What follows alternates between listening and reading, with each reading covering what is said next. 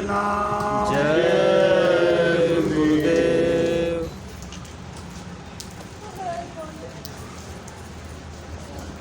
आप सभी प्रेमी भाई बहन अपनी अपनी सुविधानुसार छाया वाले स्थान पर बैठ जाइए। एक वंदना गुरु महाराज की हो रही है, इसको करते हुए सुनते हुए छाया वाले स्थान पर बैठकर कुछ गुरु महाराज के वचन वाणियों को मिल करके याद कर लिया जाए। आप सभी भाई बहन बोलेंगे जय गुरुदेव।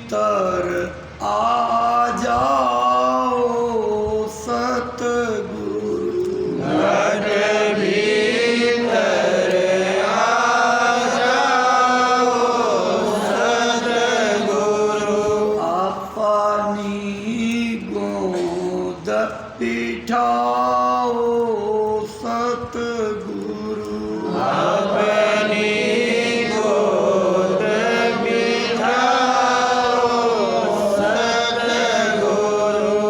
पुनः बकस दो नाथ दयालु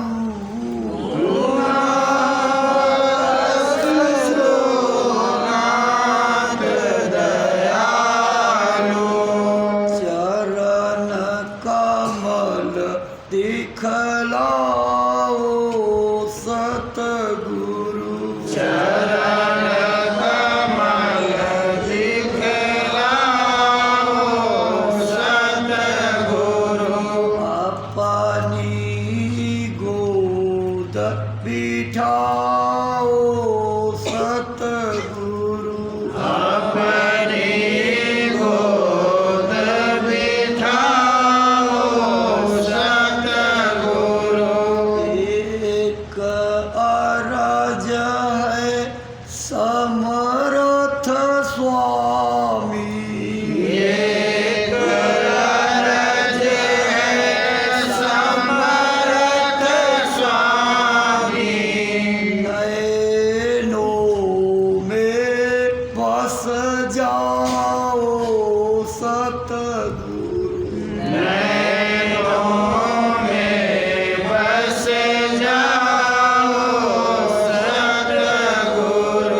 ज्योति से ज्योति जलाओ सतगुरु ज्योति से ज्योति जलाओ सतगुरु। अपनी गोद बिठाओ सतगुरु अपनी गोद बिठाओ सतगुरु। अपनी गोद बिठाओ सतगुरु अपनी गोद बिठाओ सतगुरु।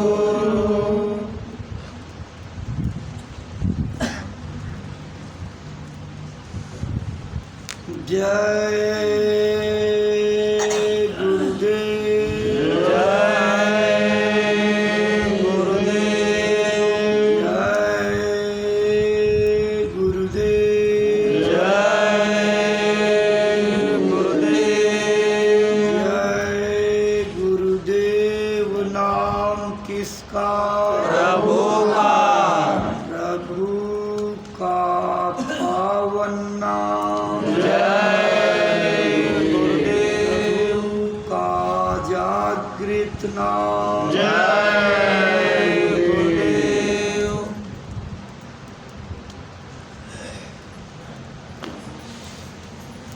मानव सृष्टि को भाव पार ले जाने के लिए प्रबल आत्मसंकल्प लेकर के धरती पर उतरे अनामी महाप्रभु परम पूज्य स्वामी जी महाराज के पावन चरण कमलों में अनंतो अनंत प्रणाम। गुरु महाराज के निज रूप उनके प्रकट स्तंभ और दया कृपा को लुटाकर जीवों के सच्चे उद्धार करने वाले दया सिंधु पूज्य महाराज जी को कोटिसा नमन। संस्था के शुभ चिंतक मार्गदर्शक वरिष्ठ सम्माननीय पदाधिकारी सदस्यगण, गुरु महाराज के भाव भक्ति के धनी आज्ञा पालन के लिए कटिबद्ध अपने मानव जीवन को सफल बनाने के लिए सतत प्रयत्नशील आप सभी परमार्थी साथियों, माताओं बहनों, बच्चे बच्चियों, धर्म प्राण सज्जनों और ऑनलाइन इन संदेशों को सुनने वाले आप समस्त संगतों के प्रेमी भाई बहन सबको सादर हार्दिक जय गुरुदेव। जय।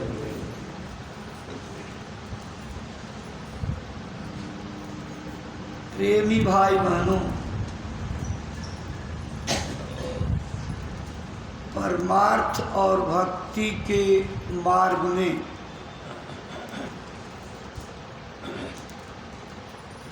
ध्यान को एकाग्र करना, एक जगह टिकाना, यह सबसे प्रमुख चीज है। अगर आपका ध्यान एक जगह टिकने का आदि नहीं हुआ तो आपका मन सदा भटकता रहेगा। आत्म कल्याण की कलयुग की साधना नाम योग साधना, जिसे महापुरुषों ने सुरत शब्द योग की साधना की। कलयुग में नाम को ही शब्द कहते हैं, आवाज आकाशवाणियों को ही नाम कहते हैं। यह जीवात्मा शब्द के भंडार की एक बूंद है। इसी बूंद को शब्द की डोरी पकड़ा करके ले जाकर सागर में मिला देना, यही बिंदु सिंधु मिलाप कहा गया।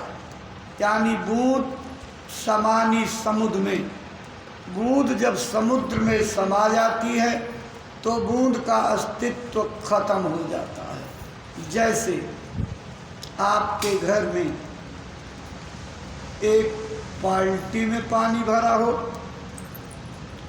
और बगल में एक लोटे में भी पानी भरा हो, मैं उस लोटे को उठाकर बाल्टी में डाल दूं और लोटा अलग रख दूं और आपसे कहूं कि भाई साहब, बहन जी, इस बाल्टी के पानी में से लोटे वाला पानी अलग निकाल दीजिए, तो शायद कोई नहीं कर पाएगा। बाल्टी को ले जा कर के नदी में डाल दें, बाल्टी अलग रख दें और बड़े बड़े बुद्धिमानों से कहें कि बुद्धि की ताकत लगा करके इस नदी में जो बाल्टी का पानी डाल दिया गया उसको निकाल दीजिए, तो शायद असंभव होगा। इसी तरह नदियाँ जब जा कर के समुंदर में मिल जाती हैं तो बड़े बड़े ज्ञानी वैज्ञानिक जानकार, अपने ज्ञान के घमंड में घूमने वाले तमाम विद्वान लोगों से कहा जाए कि श्रीमान, इस समुंदर में मिले हुए विभिन्न नदियों के पानी को अलग कर दीजिए, गंगा का अलग निकालिए, जमुना का अलग निकालिए, गोमती घाघरा का अलग निकालिए, गंडक कोसी का अलग कर दीजिए, कृष्णा कावेरी गोदावरी का अलग करिए, तुंगभद्रा नर्मदा ताप्ती का अलग करिए, यानी विभिन्न प्रकार की नदियाँ, सिंधु झेलम चिनाव सतलज का अलग कर दीजिए। तो समुंदर के पानी से कोई भी जानकार आदमी इन नदियों का पानी अलग अलग नहीं कर सकता। जब नदियों का पानी समुंदर में मिल गया तो समुंदर का रूप हो गया, और जब समुंदर में बूंद मिल जाती तो बूंद का अस्तित्व खत्म हो जाता, बूंद समुद्र कही जाती। ऐसे प्रेमियों, जब तक हम बूंद रूप सुरतें अपने अपने अस्तित्व को इस मानव शरीर में बैठ करके कायम किए हुए हैं, तब तक समुद्र तक पहुंचना बहुत मुश्किल है। समुद्र में हम तभी पहुंच सकते हैं जब ये पक्का इरादा कर लें कि हमें समुद्र में मिल जाना है। जो बूंद समुद्र में मिल जाती वो ज्ञानी हो जाती, वो पूर्ण गति को प्राप्त हो जाती। ऐसी ही सूरतें किताबें लिखती हैं जिससे प्रेरणा लेकर के लोग संतों की शरण में चले जाते हैं। और शुरू में वो अपनी किताबों में इसका हवाला ज़रूर लिखते हैं कि मैंने इस किताब को लिखने के पहले अपनी आँख को खोला। आज गोस्वामी जी की रामायण घर घर में पूजी जाती, लोग बहकी हुई धार्मिकता के शिकार हो करके मन माफिक अखंड पाठ करते हैं। अब मिलेगा क्या इनसे? महात्माओं की वाणी का पाठ करना शुभ होता है, ये कोई गलत नहीं है, लेकिन जब ताल मृदंग लगा करके उनके शब्दों का उच्चारण आप गलत कर दोगे तो उसका बहुत बड़ा पाप लगता है। मात्रा के हेर फेर से शब्द के अर्थ बदल जाते हैं। जैसे असन शब्द आया हुआ है, असन माने भोजन होता है, लेकिन अगर आपकी जीभ में जरा सा लोचपन आया, असन की जगह आसन कर दिया तो आसन माने बैठने का अड्डा, अर्थ का अनर्थ हो जाएगा। यही बात मुसलमानों के यहाँ समझाई गई है।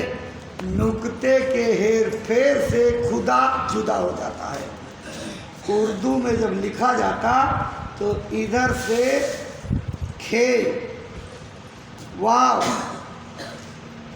दे और अलिफ, इसको जो है खुदा कहते हैं। लेकिन अगर उसमें पड़ने वाला बिंदु ऊपर के बजाय नीचे पड़ जाए तो वो खे ना हो करके जे हो जाता, तो सीधे उसका उच्चारण जुदा हो जाता। नुक्ता बदल दिया जाए तो खुदा जुदा हो जाता। इसी तरह से जब हम ताल लय में अशुद्ध वाणियों का उच्चारण करते हैं, कुदरत उसको नोट करती है। इस ब्रह्मांड में सारे निकले हुए शब्द गूंजते रहते हैं और कुदरत के पास मशीन है, उसको पकड़ करके आपके ऊपर कर्मों का एक भारी आवरण लाद देती। आपने महापुरुष की वाणियों का गलत पाठ किया है और गलत पाठ का नतीजा इसीलिए संसार में तकलीफें बढ़ती जा रही हैं।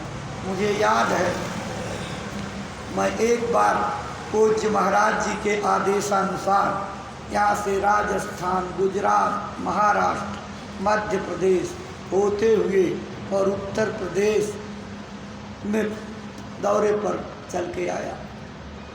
बारिश का मौसम था, लेकिन जब यहाँ से निकला और जब तक लौटा 2-3 महीने में कभी भी जो है कहीं मुझे बारिश नहीं मिली। सब जगह धूल उड़ रही और फसलें सूख रही हैं, ऐंठ जा रही हैं। बड़ी चिंता सवार हुई कि आखिर, और जगह जगह देखा नवरात्रि जागरण का बोर्ड, दुर्गा महोत्सव का बोर्ड, शक्ति पूजा का, अम्बे माता समिति का बोर्ड, अखंड मानस का पाठ, दशहरा पर्व, दीपावली पर्व, क्या क्या बोर्ड लगे हुए, सब पूजाओं के। मैंने कहा इतनी पूजाएं देश के अंदर, इतने सब लोग धार्मिक हो गए हैं, फिर भी ये सूखा क्यों पड़ा? तमाम लोगों से पूछते आया, लेकिन किसी ने संतोषजनक उत्तर नहीं दिया।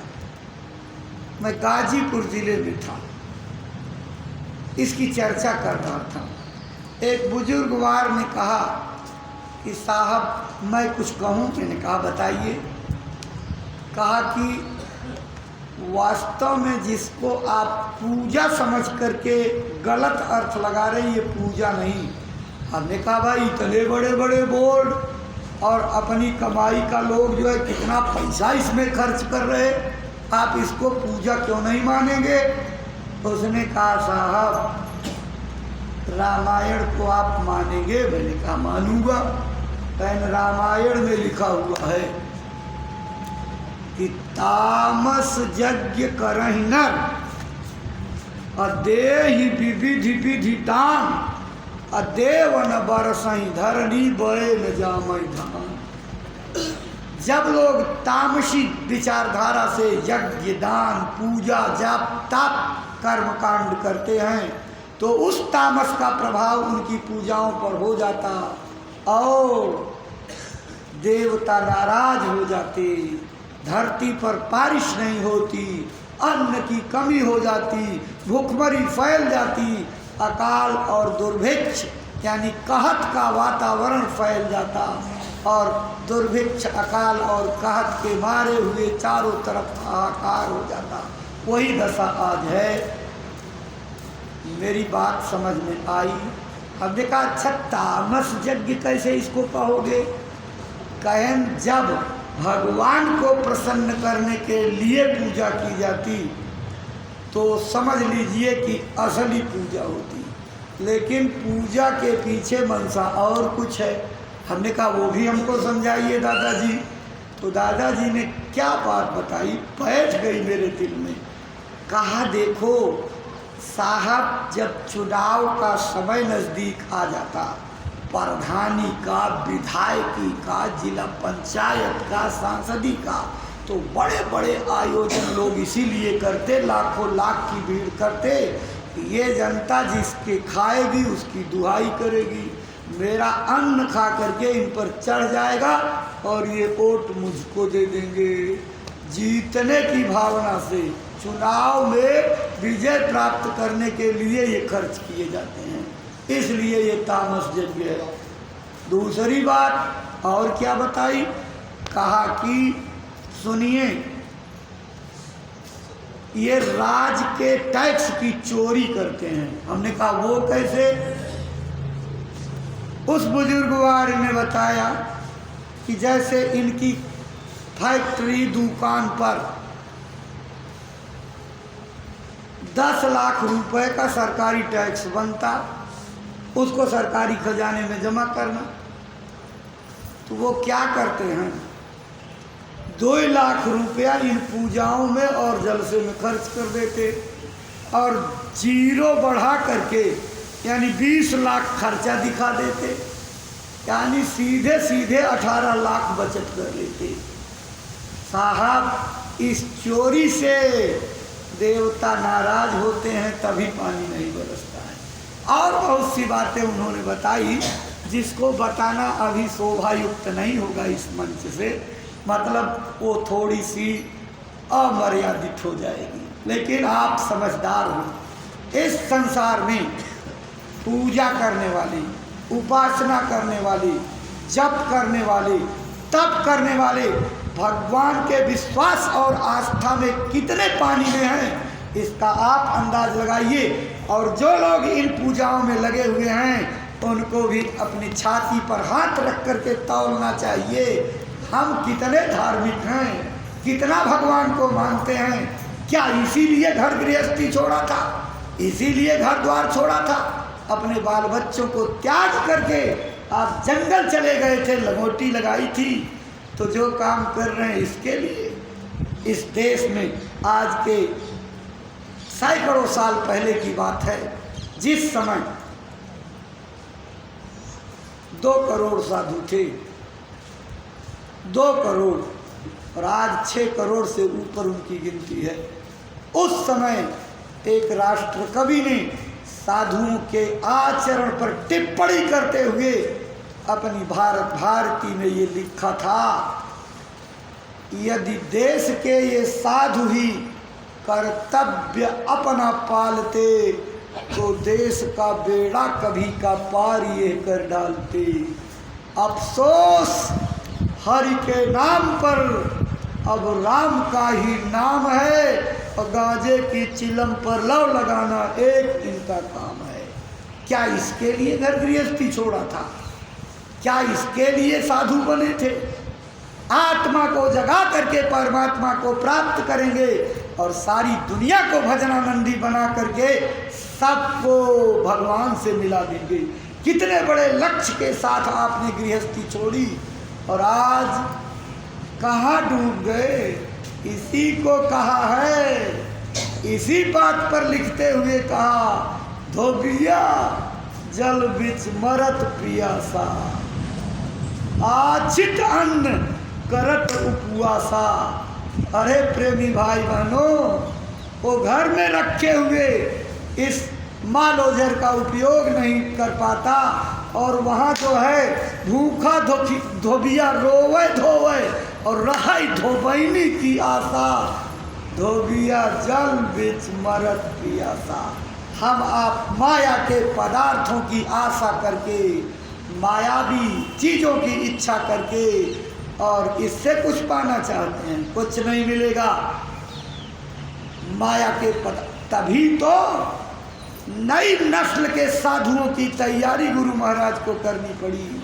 जब पुराने नस्ल के साधु अपने निशाने से भटक गए, अपने संकल्प से भटक गए, अपने कर्तव्य और जिम्मेदारियों से भटक गए, तब गांव के अनपढ़ और गरीबों को सूरत शब्द योग का मार्ग दे करके गुरु महाराज ने उनको कलयुग में सतयुगी साधु बनाया और कहा परमात्मा के प्राप्त करने की साधना करो। और वो साधु दिखावटी साधु नहीं, जो दिखावटी साधु बन जाएगा वो कुछ नहीं प्राप्त कर सकता।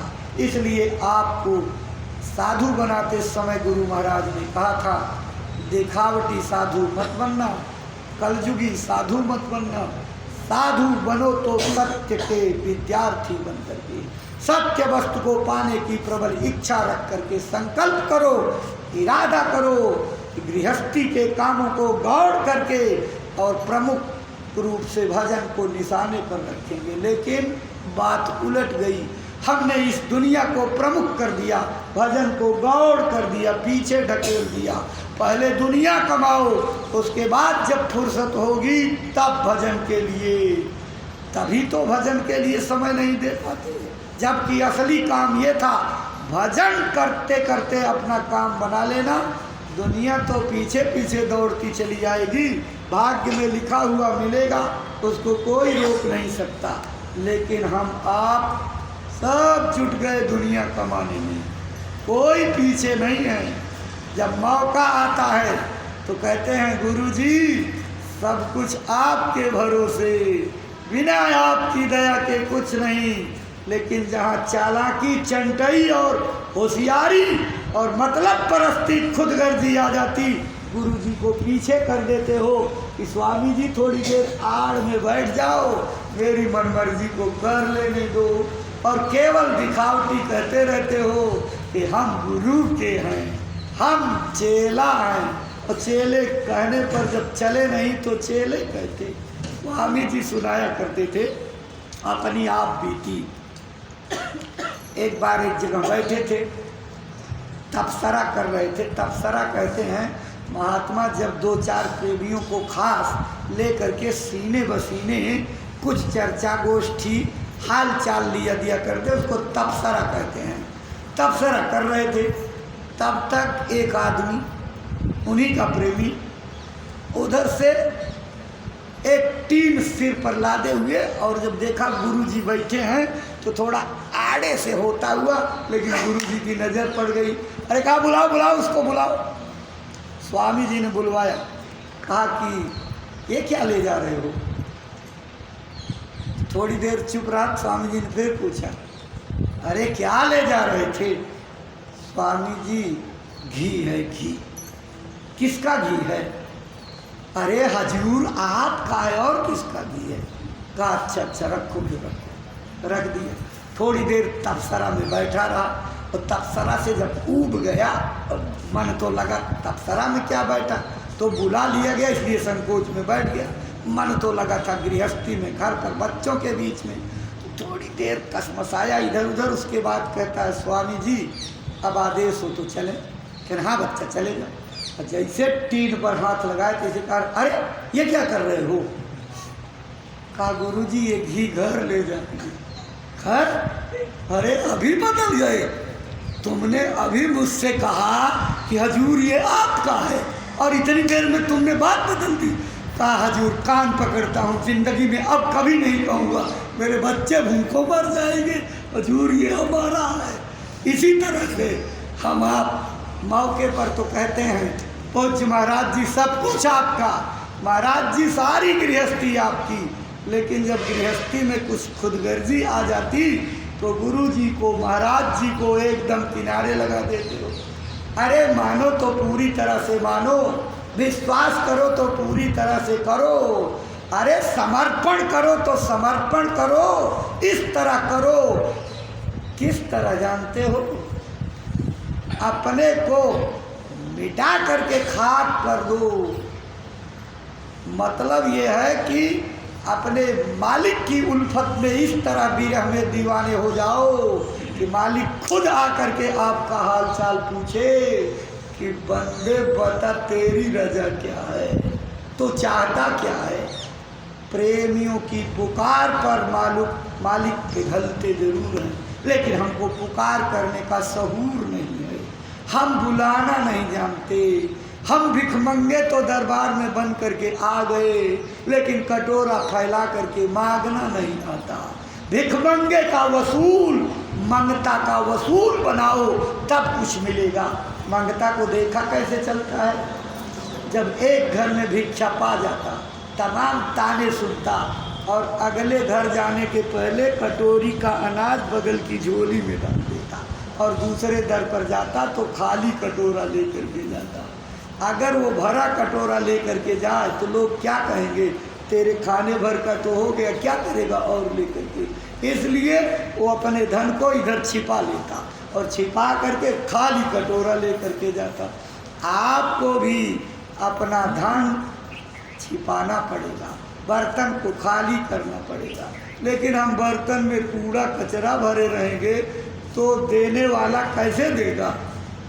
गिलास में पानी भरा और आप कह दीजिए साहब इसमें दूध भर दीजिए, तो दूधिया का पूरा ड्रम उसमें हम उलट दें और सब पानी के ऊपर से बह करके बाहर निकल जाएगा, क्योंकि उसमें तो पानी पहले से भरा, उस पानी में कैसे दूध जाएगा। अगर दूध लेना है तो गिलास के पानी को उड़ेल करके खाली करना पड़ेगा, तब तो आपका गिलास लबालब भर जाएगा। हम अपने मन की तमाम इच्छाओं का जखीरा अंतःकरण में भरे हुए हैं और इनसे आप बिल्कुल बोझिल हैं, वजन लादे हुए हैं और इस बोझ से दबे जा रहे हैं और आशा करते हैं कल्प वृक्ष कामधेनु मिल जाए। कैसे मिलेगी? कल्प वृक्ष कामधेनु तब मिलेगी जब ये बर्तन खाली करोगे। काम क्रोध लोभ मोह अहंकार प्रकृतियाँ जितने सत्व तीनों गुण, इनसे सब से तब आपका बेड़ा पार हो। प्रेमी भाई बहनों, जब तक आप इन गुणों और ग्रंथियों से उपराम नहीं होंगे, मतलब इनसे छूटेंगे नहीं, और ये ग्रंथि छूटाएगा कौन? गुरु बिन ग्रंथि सुरति कौन छोरी। गुरु के बिना कोई दूसरा आदमी नहीं है जो सूरत की बंधी हुई जड़ चेतन की गांठ को खोल सके। मिलौनी में हमारी सूरत मसालों में डूब गई, जैसे पानी में दूध मिला दिया जाए। कोई आदमी संसार का इसको अलग नहीं कर सकता। लेकिन जब नीर क्षीर विवेक वाला हंस, मानसरोवर में मोती चुगने वाला हंस संत मिलेंगे तो नीर क्षीर विवेक में उनकी पहचान होगी और वो पानी अलग दूध अलग कर देंगे। ऐसे संत मिलेंगे तो आपकी जीवात्मा को निकाल करके मालिक के पास पहुंचा देंगे, उससे मिला देंगे, तार जोड़ देंगे, उसी का रूप बना देंगे। इसी को कहा गया है गुरु अपने रूप में आपको कर लेते हैं। क्यों करते हैं? इसका अर्थ समझिए, गुरु परमात्मा के प्रकट रूप हुआ करते हैं और जगा करके परमात्मा में मिलाने का मतलब अपने समान कर लेना। वो अपने मुंह से नहीं कहते कि मैं परमात्मा, लेकिन इशारे इशारे में आपको अपना परिचय जरूर देते हैं। बिना उनके परिचय कराए आपको बोध नहीं होगा। इसलिए प्रेमी भाई बहनों, गुरु परमात्मा का प्रकट रूप है और वो जैसे भृंगी कीट को आपने देखा, वो बिल बनाता दीवार में, और बिल बना करके झींगुर, केचुआ, मक्खी, टिड्डा जिसको पाता उसके हाथ पैर पूंछ पंख सब काट देता, और उसके धड़ को अगर बिल में जा सकता तो घुसा देता, बिल में नहीं जाता तो उसके बाहर रख करके 24 घंटे एक तार भिन भिन भिन भिन भिन भिन भिन भिन की आवाज़ निकालता, और उसी आवाज़ की ताकत से उस पिंड के अंदर भृंगी की तरह से सूंड, पंख, पैर, हाथ सब पैदा हो जाते। भृंगी उस कीट को, शकल उसकी चींटे की रहेगी, शकल झींगुर की दिखाई पड़ेगी, लेकिन अन्य अंग भृंगी की तरह हो जाएंगे। ऐसे गुरु जब मिलते हैं तो जीव को पकड़ करके और उसके अंतर के सब पर पैर काट देते हैं, पतझड़ कर देते हैं, आपके शरीर के पंख काट देते हैं, और शब्द की तान सुना करके उस आवाज़ में मशगूल करके आपको अपने समान बना देते हैं, अपने समान। गुरु को कीजे दंडवत, कोटि कोटि प्रणाम, कीट न जाने भृंग को, गुरु कर ले आप समान। कीड़ा भृंग को जानता ही नहीं कि कैसा है, ऐसे हम गुरु को कुछ नहीं जानते, लेकिन गुरु अपने संकल्प से हमको पकड़ करके अपना करके हमारा बेड़ा पार कर देते हैं। कहा गया है संत पारस मणि होते हैं, जबकि ऐसा नहीं है। संत और पारस में बड़ो अंतरो जान, बहुत अंतर है। ओह लोहा कंचन करे, अगुर कर ले आप समान। पारस मणि केवल लोहे को कंचन बना देगा, लेकिन अपने समान पारस मणि नहीं बना सकता। लेकिन संत जब जीवों को पकड़ते हैं तो लोहे से सोना नहीं बल्कि पारस मणि बना देते, आपको अपने समान बना देते, आपके अंदर वो ताकत पैदा कर देते कि आप अपना भी काम करो, दूसरों का भी कर लो। प्रेमी भाई बहनों, आज वो दौलत मिलने का वक्त आ रहा है। पूज्य महाराज जी अभी वही समय रोज का 8 बजे से प्रभु प्राप्ति का वो सरल से सरल मार्ग बताएंगे, जिसको पाने के लिए लोगों ने राजपाट पर ठोकर मार दी। बड़े बड़े धनी नानी छोड़ करके जंगलों में चले गए, साधु बन गए। वह दौलत आज पूज्य महाराज जी के द्वारा बिना किसी फीस के मिलेगी, आपको निःशुल्क मिलने वाली। इस दौलत को लेने के लिए 2 घंटे का समय आप एक निष्ठ बैठ करके दीजिएगा। पूज्य महाराज जी जब तक सत्संग वाणियों से आपको अमर संदेश सुनाएं, आप बीच में उठिएगा नहीं, हिलिए डुलिएगा नहीं, उठ करके बाहर जाने की ज़रूरत नहीं, पूरा निवृत्त हो करके बैठिएगा, ताकि 2 घंटे पूरी खुराक आपको मिलेगी। और 2 घंटे में आधी अधूरी बात अगर चली गई तो आधा अधूरा काम खतरनाक हो जाता है।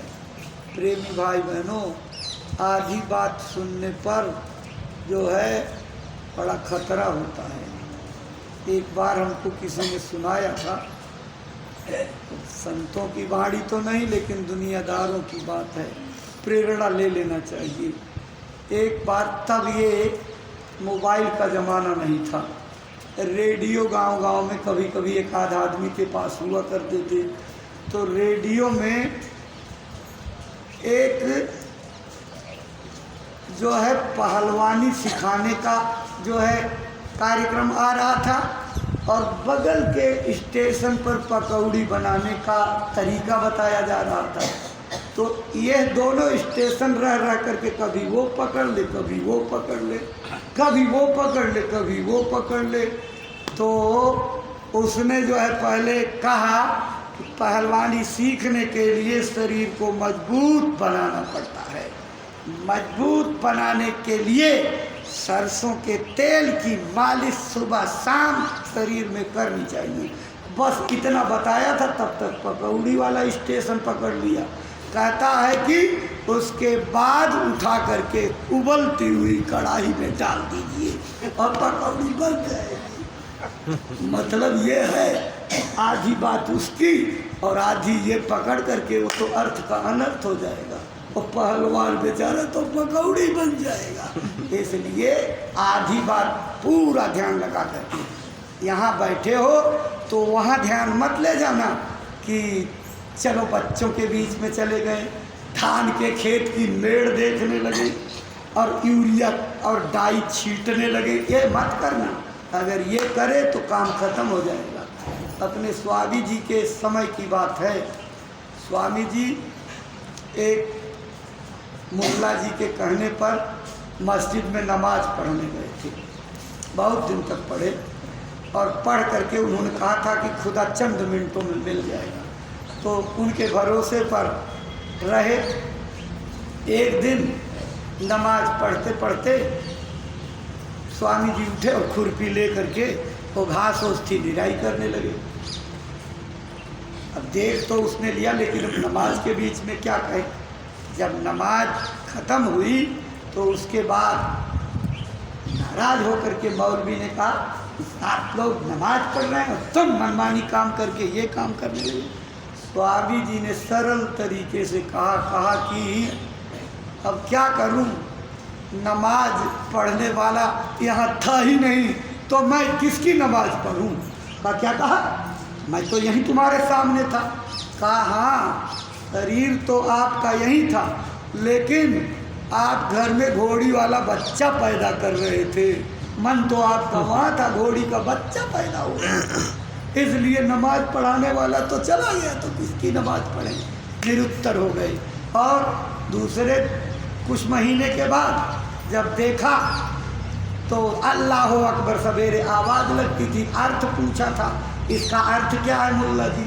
तो उन्होंने यही कहा कि खुदा से बढ़ करके कोई भी नहीं है, सबसे उत्तम सबसे बड़ा खुदा है और वो बिस्मिल्लाह रहमानुर रहीम। ओ अल्लाह रहमानों का रहमान, ओ दयालुओं का दयालु है। और एक दिन वहाँ ईद के दिन मस्जिद के पीछे बकरा हलाल कर रहे तो स्वामी जी गए, कहे मुल्ला जी ये क्या? अरे कहें ये कुर्बानी कर रहा हूँ। कुर्बानी का ये कुर्बानी है, कुर्बानी मन की होती है। इस कुर्बानी से सवेरे अल्लाह अकबर बिस्मिल्लाह रहमानुर रहीम और उसके बाद चले कटारी तो खला काट करके पहियो बेरा। अरे गुरु महाराज सुनाया करते थे कि क्या बकरी क्या भेड़िया, क्या अपना जाया, सबका लोहू एक है, किसने तुमको बताया? खून तो सबका एक है। आदमी मारोगे तो पाप लगेगा, बकरी काटोगे थोड़ा कम लगेगा, लेकिन लगेगा तो। ये सब चीज़ें धीरे धीरे महापुरुष हमको आपको समझाते हैं। देखो बहुत से लोग आपको प्रचार में मिलेंगे, कहेंगे कि अगर इनको खाया नहीं जाएगा तो ये किस लिए बनाए गए हैं। हमसे भी किसी ने पूछ लिया था, ये बनाए गए तो खाए नहीं जाएंगे क्यों? आप उनको सरलता से बता सकते हो। पहले के ज़माने में लोग एकाध मुर्गे पालते थे, इतना खाए नहीं जाते थे। वो भी मुर्गे किस लिए पाले जाते थे? सुबह जो है बाग लगा करके 4 बजे ब्रह्म मुहूर्त में भजन और इबादत के लिए, इसके लिए आप बाग लगाने के लिए रखते थे। उस समय का एक द्योतक था कि 4 बजे बिल्कुल बाग लगा देता था। सब उठ करके भजन इबादत में लग जाते थे। तब लोग अपने अपने धार्मिक कामों में भजन पूजा में लग जाते थे। इसके लिए तब उनकी पैदाइश उतनी नहीं थी, एक एक पाले जाते थे तो 1-2 पैदा होते थे। लेकिन जब आपकी आदतें बिगड़ी, आपकी जिह्वा गुलाम हो गई, आप अपने मस्जिद और मंदिर को मुर्दा घर बना दिए, इस पेट में मुर्दे रखने लगे, घर का मुर्दा बाहर और बाहर का मुर्दा ला करके इसमें दफनाना, और उम्मीद करते हो खुदा जो है समय से बरसात करे, परमात्मा समय से बारिश करे। कैसे होगा? आप जब तक उसके वसूल पर नहीं आओगे तब तक मौसम अनुकूल नहीं होगा, प्रकृति अनुकूल नहीं होगी। प्रकृति सद्गुणों से मानवता के गुणों को अपनाने पर आएगी। इसलिए प्रेमी भाई बहनों, अब जब धीरे धीरे आपके खाने वालों की संख्या बढ़ने लगी तो कुदरत बैलेंस करती है, संतुलन बनाती है। आप जिनका उपयोग ज़्यादा करने लगे उनकी पैदाइश ज़्यादा हो गई, उनके पोल्ट्री फार्म खुल गए, कृत्रिम तरीके से अंडे बनाए जाने लगे, और अब तो प्लास्टिक के आविष्कार करके अंडे, अरे अब प्लास्टिक के अंडे बन करके सप्लाई होने लगे। लोग गलतफहमी में रासायनिक चीज़ों को अपने शरीर में डालते जा रहे हैं। अरे अभी चावल भी प्लास्टिक का बन करके बाज़ारों में बिक रहा है। तमाम लोग बढ़िया बासमती के नाम पर, जीरा 32 के नाम पर खूब खरीद करके लाते और प्लास्टिक का चावल खा रहे हैं।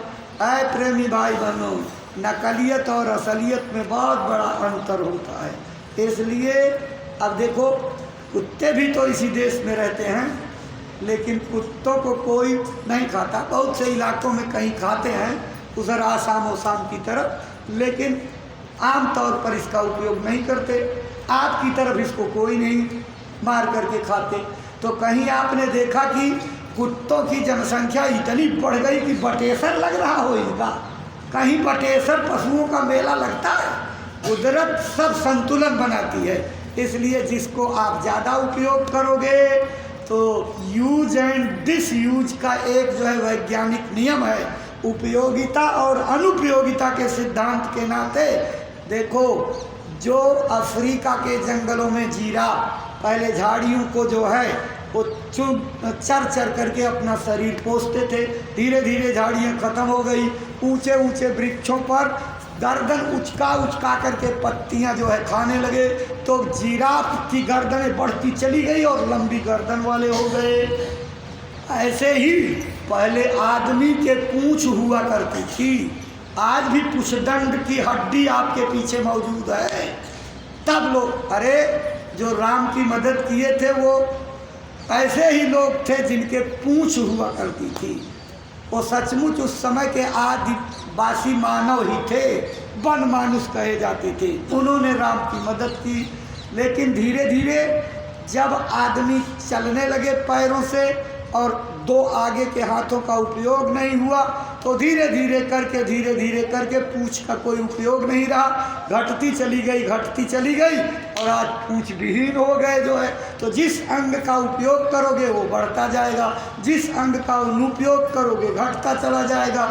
इसी तरह से धीरे धीरे करके जब आप सारे देश के लोग मांस मछली अंडे खाने लगोगे तो कुदरत इसकी भरमार कर देगी, क्योंकि उसको आपको अपने बंधनों में बांधना है, उसको मुक्त नहीं होने देना है, काल की जेल में पकड़ करके डालना है। इसलिए आपके लिए ऐसा साधन बन जाएगा। इसलिए विचार करो, अगर आपको सुई चुभने का दर्द होता, कांटा गड़ने का दर्द होता, तो जिनकी गर्दनों को काटा जाता, गर्दनें पकड़ करके मरोड़ी जाती, छुरी चलाई जाती, एक बार में हलाल कर दिया जाता। ऐ प्रेमी भाई बहनों, तमाम शहरों में मैंने लखनऊ के चारबाग स्टेशन के सामने एक ख्यात प्राप्त होटल को देखा। उसमें बढ़िया सा जो है मटके का चित्र बना, उसमें खूबसूरत मुर्गे का चित्र बना और लिखा हुआ है यहाँ मटका मुर्गा मिलता है। जानते हो किस कदर उनको सताया जाता है? उबलते पानी से उस घड़े को गर्म किया जाता और उसी में मुर्गे को जबरदस्ती डाल दिया जाता, ऊपर से बंद कर दिया जाता। उबलते पानी में आलू की तरह से वो पकता है और पक करके तड़प करके जान देता। और वही अनमोल मानव मंदिर में ये बैठे हुए परमात्मा के अंश से जीवित जागृत लोग लजीज व्यंजन कह करके भोजन कर रहे हैं। अरे प्रेमी भाई बहनों, आपको मालूम है अगर आपके भोजन में एक जरा सा बाल आपका आ जाए तो आपकी जीभ उसको अलग कर देती, तुरंत गले के अंदर नहीं जाता, दांत अलग कर देते, आप निकाल करके उसको बाहर कर देते। भोजन में मिले हुए बाल को आप नहीं हजम कर सकते तो एक माँ का लाल जो किसी माँ की औलाद है, उसके अंदर प्यारी सी नन्ही जान है, जीवात्मा बैठी, अलरूह अमरे रब्बी है, हर जीवात्मा जो हर जीव के अंदर परमात्मा का अंश बैठा, आप किस तरह से रहमदिल परमात्मा के अंश बनते हो जो उसको खाने के लिए विचार बनाते हो। जरा सा भी दर्द आपको नहीं है। महात्माओं ने, फकीरों ने फरमाया है, मत सता गरीब को, वो रो देगा, जब सुनेगा उसका मालिक तुम्हें जड़ मूल से खो देगा। उसकी आह उसके दरबार में पहुंचती है। जाग, अब आप समझिए, कहता हूँ कह जात हूँ, कहा जो मान हमार, जाका गर तुम काटी हो सो काटी है तुम्हार। ये कर्मों के लेन देन की दुनिया है। जिसको आप काटोगे बदले में वो आपको काटेगा, चाहे 1000 जन्म बाद मौका मिले। बकरी पाती खात है ताकि खींची खाल, जो नर बकरी खात है तिनकी कौल अहवाल। विचार करो, पत्ती का आहार करने वाली को ये सजा मिलती। आप जब बकरी का, मुर्गों का, सूअर का, गधों का, सर्प का, तमाम और चीज़ों का आहार करोगे तो क्या, तब यही सब तो है। इसी का नतीजा पाप कर्म बन करके, बादल बन करके सबके ऊपर बरस रहा है। बरसने जा रहे तुम पर कुदरती कोप के बादल। वक्त आ रहा है, महापुरुष की वाणियाँ कभी भी मिथ्या नहीं होगी। कर्मों का बादल बवंडर बनेगा, बढ़ेगा, खूब धधकेगा, बरसें बहेगी तेरे पापों की धारा, सुने तो जाओ संदेश हमारा। जो जो इशारा गुरु महाराज ने 50 साल पहले किया सब आपके सामने घट रहा, आगे भी घटेगा। अभी तकलीफ नहीं देखे हो सत्संगियों, अभी प्रेमियों, उस कोहराम का वक्त थोड़ा दूर है, निकट आते जा रहे हो। उस समय जब चारों तरफ चिल्लपो हाहाकार मचेगा, कोई किसी की नहीं सुनेगा। जानते हो, जब एक माँ के ऊपर अपनी जान जाने का खतरा आता तो हृदय से ज़्यादा मानने वाली माँ अगर उसका हृदय गंवारा करे, इस बच्चे की लाश पर पैर रख करके नदी पार कर जाएंगे तो बच्चे की ममता त्याग देगी। वक्त आ रहा है, अकाल दुर्भिक्ष से जब अन्न की कमी होगी, गुरु महाराज इसी मंच पर बैठ करके सुना गए हैं। यहीं से, यहीं सामने जहाँ तस्वीर लगी है, यहीं से सुना गए हैं। है प्रेमी भाई बहनों, उसको गंभीरता से सुनो। अन्न देवता हैं, देवता का अपमान करोगे तो नाराज हो जाएंगे और तुमको ऐसी स्थिति में ला देंगे कि तुम गंदी नाली में पड़ी हुई, गली हुई, छितराई हुई रोटी को देख करके सोचोगे कोई देख तो नहीं रहा है, उठा करके खा लूँ, भूख मिटा लूँ। वक्त आ रहा है जब अनाज नहीं मिलेगा, लोग पेड़ों की पत्तियां खाना शुरू कर देंगे। पत्तियां खत्म हो जाएंगी तो छालें खाना शुरू करेंगे। छालें खत्म हो जाएंगी तो लकड़ियां कूट कूट करके खाना शुरू करेंगे। लकड़ी खत्म हो जाएगी तो क्या करेंगे? माँ बच्चे को खाना शुरू करेगी, बच्चे माँ बाप को खाना शुरू करेंगे। तब जीव जीव आहार वाली कहावत होगी। उस समय लोग पुकार करेंगे, चिल्लाएंगे, हे परमात्मा, हे मालिक, अगर तेरी हस्ती कहीं हो उतर करके आओ, इस तबाही की ओर जाती दुनिया को बचा लो, बचा। अब जब महात्माओं की पुकार होगी तो देखो समाज में उतर करके समष्टि का कल्याण करने के लिए, पूरी सृष्टि के उद्धार के लिए कैसे अपनी दया को दिखाएंगे। वक्त आना बाकी, लेकिन उस वक्त को सरल करने के लिए आपको एक हथियार दिया है। पूज्य महाराज जी ने कहा है गांव गोद ले करके एक एक गांव चले जाओ और उस गांव को पूरी तरह से भजनानंदी शाकाहारी नशा मुक्त बना दो। ये गुरु भक्ति है, ये गुरु की सेवा है, ये गुरु के आदेश का पालन है, यही गुरु दक्षिणा है। और आप उस गांव के सर्वे सर्वा हो जाओगे। आपके नाम उस गांव को कल्याण करने का, उद्धार का इतिहास बन जाएगा कि आपने इस गांव की नैया डूबने जा रही थी, आप इसके खेवनहार बन करके आए। आप अपने को कम मत आंको, आपकी शक्ति गुरु की मुट्ठी में बंद है। गुरु अपनी मुट्ठी को नहीं खोलते, क्योंकि मालूम है आप बहके धार्मिकता के आदमी हो। आप बहक जाओगे, कोई रोने लगेगा तो पिघल जाओगे, उसको लड़का बच्चा देने लगोगे। किसी को रोते तड़पते देखोगे तो कहोगे जाओ तुम्हारी बीमारी खत्म हो जाए, जैन हो जाओ। अरे अभी कुछ मिला नहीं, तब भी तमाम मनमुखी सत्संगी क्या कर रहे हैं, गांव में जाते हैं, कहते हैं लोटे भर पानी लगाओ, थोड़ी देर भुनभुनाएंगे, उसके बाद लोटा ले करके घूम देंगे, मूड पर घुमाएंगे, कहेंगे ले जाओ डाल दो, और टटका करने लगे। ये भजनानंदी साधु चले थे भजन करने और बन गए तांत्रिकों की तरह से ओझा और सोखा, और अपना परमार्थ का सत्यानाश कर लिया। कोई भी परमार्थी अगर इस तरह की दिखावटी कार्रवाई करेगा, परमार्थ के रास्ते से सदा के लिए दूर चला जाएगा। इसलिए भूल करके सत्संगियों की आस्था को लूटने का काम मत करो कि भोले भाले सत्संगी आपके कहने पर मान गए और आप उनसे पैसे पर पैसे, दौलत पर दौलत, सेवा पर सेवा, अब की ये करना, अब की ये करना, बहाना बना करके मनमुखी हो करके आप ठग रहे हो सत्संगियों को। ठगने का काम मत करो, नहीं सब बदला देना पड़ेगा, और जब रो रो करके चुकाओगे तब पता लगेगा। इसलिए इस मनमाफिक कार्यवाही में कोई सत्संगी मत जाना, अपने को ज्ञानी चतुर मत बनना।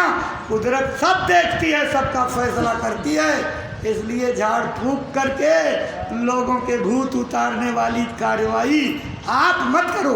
ये महापुरुष का काम है, उनके अधिकार में सारे जीव होते हैं, सब उनकी भाषा समझते हैं। आप उनकी भाषा नहीं समझते, आप कैसे उनका कल्याण करोगे।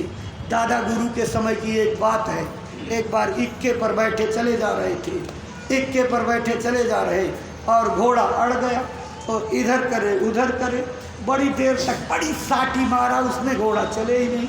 तो दादा गुरु कहें रुक जाओ, इसको मारो मत, अभी देखो ये सीधा हो जाएगा। सबको कहा चुपचाप यहीं बैठो।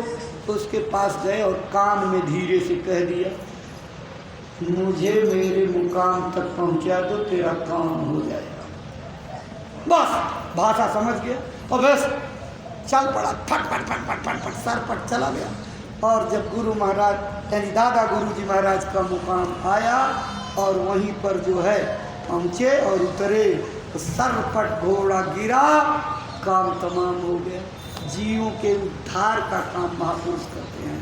उनकी भाषा को तो भूत प्रेत महापुरुषों की भाषा समझते, आपकी नहीं समझेंगे। उनको अधिकार है, पावर है, शक्ति है, वो तो अपनी क्रिया करके उतार देंगे। लेकिन आप झूठे नकलची बन करके इन कामों को करने लगोगे तो मनमाफिक काम आपके परमार्थ और भजन से दूर ले जाएंगे।